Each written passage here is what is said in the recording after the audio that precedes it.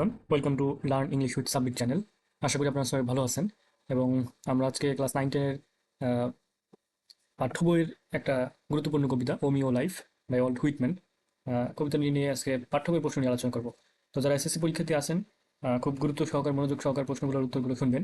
আপনার প্রয়োজনে ভিডিওগুলো বারবার দেখবেন, কারণ এই কবিতা একটু কঠিন, তবে এখান থেকে এসএসসি পরীক্ষার প্রশ্ন আসার সম্ভাবনা আছে।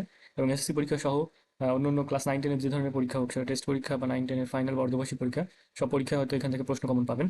তো আমি প্রশ্নগুলোর উত্তর খুব সহজে করার চেষ্টা করছি। আপনারা হয়তো অনেক জায়গায় অনেক কঠিন উত্তর দেখে থাকবেন, এবং এমন হতে পারে যে এখান থেকে আপনার পরীক্ষার প্রশ্নের উত্তর কমন আসলো।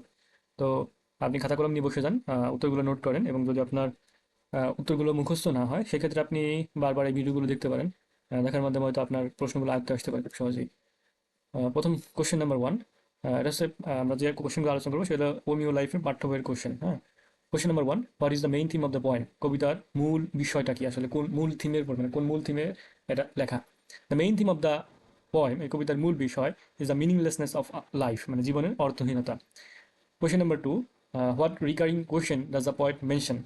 এখানে কোশ্চেন কোন প্রশ্নটা, রিকারিং পুনরাবৃত্তি হওয়া, কবিতায় পুনরাবৃত্তি হচ্ছিল, যেটা লেখক মেনশন করেছে, লেখক উল্লেখ করছে।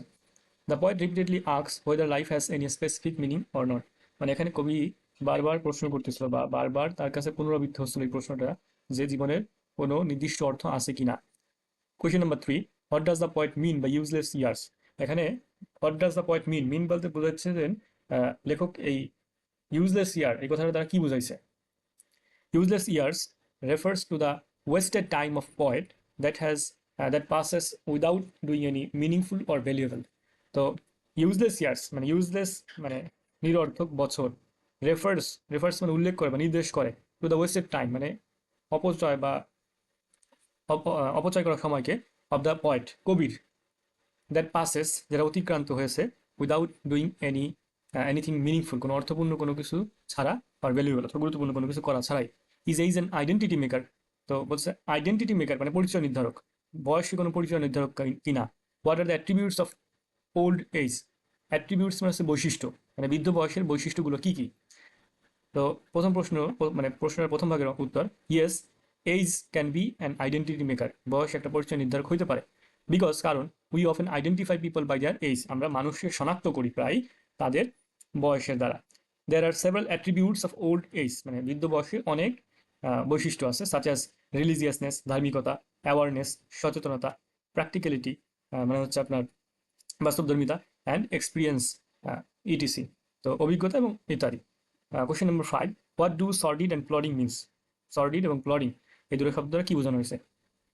Sordid refers to the dirty people of the society, sordid হচ্ছে সমাজের নোংরা মানুষকে উল্লেখ করে, সমাজের নোংরা মানুষকে নির্দেশ করে। And plodding refers to something which moves very slowly, এবং প্লডিং নির্দেশ করে এমন কিছুকে যেটা খুব আস্তে বা ধীরে চলে। হ্যাঁ, এর পরবর্তীতে question number 6, what faith does the poet mention here? কবি এখানে কোন বিশ্বাসের কথা উল্লেখ করছে? The poet refers to the faith in human values, honesty and the goodness of life. কবি এখানে জীবনের মূল্যবোধ, সততা এবং জীবনের যে ভালো দিক, গুণ বা দিকগুলো, সেইখানের যে বিশ্বাস, সেই বিশ্বাসের কথা উল্লেখ করছে বা নির্দেশ করছে। হি ফিলস স্যাড, সে খুব দুঃখী অনুভব করতেছে।